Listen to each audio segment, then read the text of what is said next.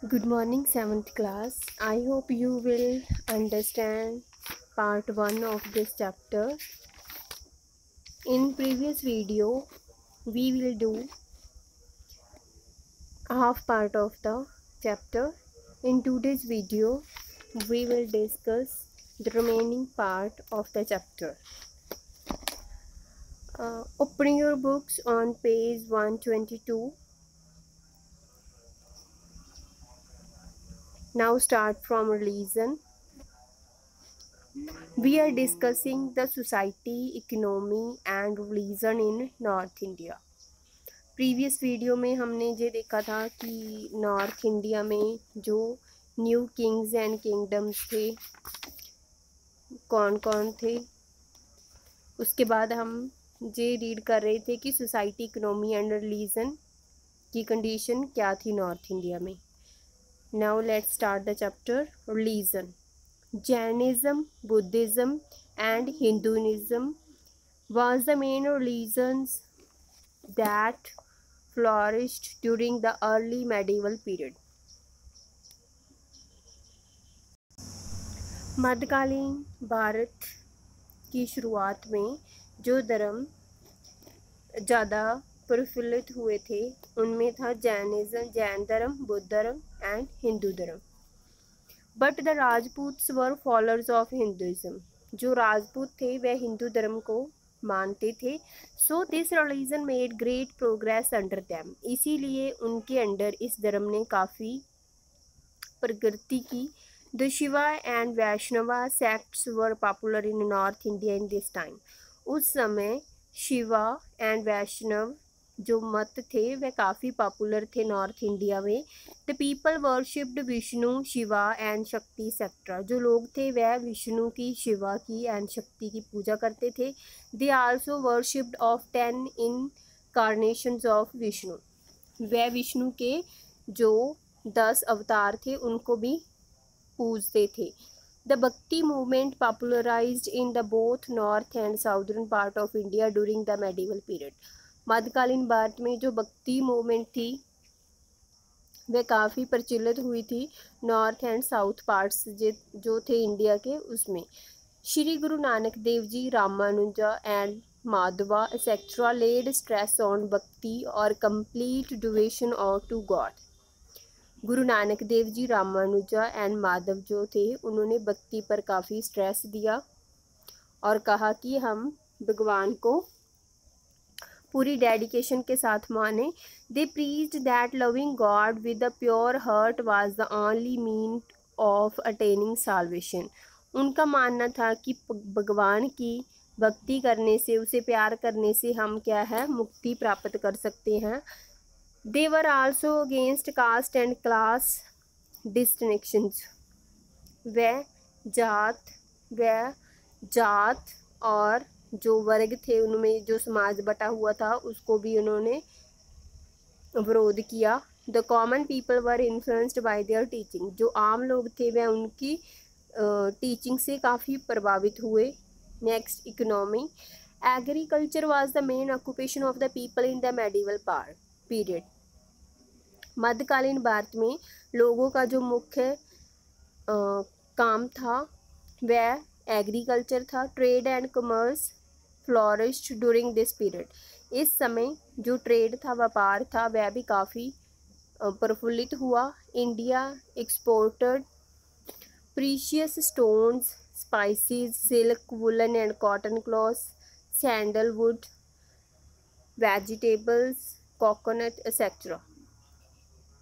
जो भारत था वह काफ़ी चीज़ें एक्सपोर्ट कर रहा था, जैसे जो कीमती पत्थर थे, मसाले थे, सिल्क थे, कॉटन के जो कपड़े थे, चंदन था, जो चंदन की लकड़ी थी, सब्जियां थी, coconut etcetera. While India imported dates, wine, horses etcetera. और वह जो खजूर थे, वाइन थी और घोड़े उनको इम्पोर्ट कर रहा था from central and western Asia. ये चीज़ें वह कहाँ से मंगवाता था? सेंट्रल एंड वेस्टर्न एशिया से। Struggle for Kannauj. Kannauj was the capital of king Harshvardhan. जो कनौज था वह किंग हर्षवर्धन की कैपिटल था। It's geographical location was such that whoever held Kannauj could control the Ganga valley. इसकी जो लोकेशन थी वो ऐसी थी कि जो भी कनौज को जीत लेता था, जो गंगा घाटी थी वह उसकी हो जाती थी। The desire to control the Kanauj and Ganga Valley resulted in struggle between the three powers, the Pals, Gurjara, Pratiharas and the Rashtrakutas. इसको कंट्रोल करना, कनौज को एंड गंगा वैली को, इसके कंट्रोल करने की जो इच्छा थी, इसके कारण काफ़ी जो थ्री पावर्स थी, पाल्स थे, जो गुर्जारा, प्रतिहारा थे, राष्ट्रकूटा थे, इनके बीच काफ़ी स्ट्रगल हुआ। This struggle continued for about 2 centuries. ये लगभग 2 दहाके तक चलता रहा। So the historians have called it triple struggle. और जो इतिहासकार थे उन्होंने इसको ट्रिपल स्ट्रगल कहा। This struggle for Kannauj economically weakened all the 3 destinies. इस स्ट्रगल के कारण ये तीनों ही जो वंश थे वह काफ़ी कमज़ोर हो गए। The Chauhans, rulers of Chahaman dynasty were also involved with the other rulers who fought the war. Chahamana जो वंश था उसके जो शासक थे वह भी दूसरों शासकों की तरह लड़ाई में कूद पड़े।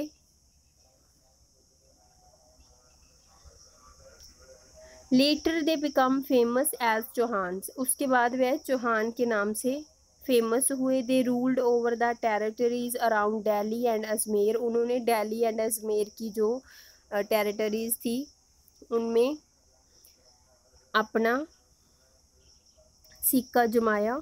दे wanted to expand their kingdom in the east and west. वह ईस्ट और वेस्ट में अपना किंगडम को बढ़ाना चाहते थे। Therefore they fought a war against the Chalukyas and Gurwals. इसीलिए उन्होंने चालुक्यज थे, जो गुरवाल्स थे, उनके साथ लड़ाई लड़ी। Prithviraj Chauhan was the most powerful ruler of this dynasty. Prithviraj Chauhan था जो वह इस वंश का सबसे पावरफुल ताकतवर शासक था। He ruled from AD 1179 to 1192।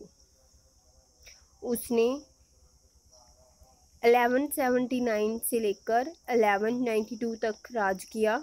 He defeated Mahmud Ghori in the first battle of Tarain in AD 1191। उसने 1191 में महमद गौरी को तराइन की जो पहली लड़ाई थी उसमें हराया। In 1192 AD he was defeated and killed by the Mahmud Ghori in the second battle of Tarain. और सेकेंड बैटल थी जो तराइन में 1 साल बाद हुई थी, उसमें महमद गौरी ने उसको मार दिया था। The Rajputs. After the death of king Harshavardhana the country was divided into many big and small states. जो किंग था हर्षवर्धन, उसकी मौत के बाद जो देश था वह काफ़ी छोटे और बड़े स्टेट्स में बांटा गया। Most of the states were ruled over by the Rajputs. इनमें ज़्यादा स्टेट्स पे जो राजपूत थे वह राज कर रहे थे। They were fighting with each other. वह एक दूसरे से लड़ रहे थे। So a large number of states were being formed, dissolved and formed again. इसीलिए काफ़ी स्टेट्स थी जो उनका निर्माण हुआ, एक दूसरे में मिश्रित हुई वह एंड फिर से बनी। Many Rajput states were established in North India between the 8th century and the 13th century. 8वीं एंड 13वीं सदी में काफ़ी राजपूत स्टेट्स का निर्माण हुआ भारत में। That is why this period is known as Rajput period. इसीलिए इस समय को राजपूत समय कहा जाता है। Mahmud of Ghaznavi. Mahmud was the ruler of the kingdom of Ghaznavi, now in Afghanistan. Mahmud जो था वह गजनवी किंगडम का राजा था, जो कि आजकल पाकिस्तान में है। He wanted to make Ghaznavi the most powerful kingdom in the region. वह अपने इलाके में गजनवी जो शासन था, उसको जो राज्य था, उसको सबसे पावरफुल बनाना चाहता था। For this he wanted to lot of money to organise a large army. इसके लिए उसको आर्मी का निर्माण करने के लिए काफ़ी पैसे की ज़रूरत थी। Therefore he attacked India to raise money 17 times from AD 1001 to 25। इसीलिए उसने 1001 से लेकर 1025 AD तक भारत पर 17 बार हमला किया। Main inventions of Mahmud Ghaznavi. अब हम इससे में पढ़ेंगे कि उनके मेन जो हमले थे वह कौन कौन थे। फर्स्ट था अटैक ऑन जयपाल। महमूद गजनवी ने सबसे पहले जयपाल पर हमला किया, जिसका रूलर था, हिंदू शाही डायनेस्टी का था, पंजाब में उसका शासक था। सेकंड उसका अटैक था आनंदपाल पे। Anandpal got together the Hindu rulers of Ajaun, Gwalior, Kalinjar, Kannauj, Delhi and Ajmer. Mahmud Ghaznavi invaded them near Peshawar in 1008 AD and conquered battle। Third attack था उसका नागरकोट पे, जो कि 1009 AD में था, जिसमें महमूद गजनवी काफ़ी सेना के साथ आया था। उसके बाद फोर्थ अटैक था थानेसर पे 1014 AD में। इसमें उसने काफ़ी जो मंदिर थे उनको लूटा था। Attack on Mathura and Kannauj. उसके बाद उसने 1018 से 19 AD तक जो था समा, उसमें उसने मथुरा पे अटैक किया था। सिक्स्थ अटैक था attack on Kalinjar 1021 AD। Vidyadhar the ruler of Kalinjar collected a large army to face the Mahmud Ghaznavi. इसका जो शासक था उसने काफ़ी सेना का निर्माण किया गजनवी से लड़ने के लिए, but he fled away from the battle field and his army defeated. पर वह लड़ाई के मैदान से भाग गया और उसकी आर्मी की हार हो गई। Seventh attack on Somnath temple 1025 में महमूद गजनवी ने सोमनाथ टेम्पल पे हमला किया और वहाँ से वह सोना, चांदी और काफ़ी गहने लेकर गया। Next Mohammad Ghori. Mohammad Ghori the ruler of Ghor kingdom in Afghanistan. वह गौर किंगडम था जो अफ़गानिस्तान में उसका शासक था। Invaded India. इंडिया पे उसने हमला किया। He wanted to build up an empire in India. वह भारत में एक अपना राज्य कायम करना चाहता था। सो इन AD 1175 he invaded Multan and captured it. 1175 में उसने मुल्तान पे हमला किया और उसको जीता। Then he invaded Gujarat in 1178 AD। उसके बाद 1178 में उसने गुजरात पे हमला किया। Whose ruler Bhimdev fought bravely and defeated him. और भीमदेव जो था उसने बहादुरी से उसका सामना किया और उसको हराया।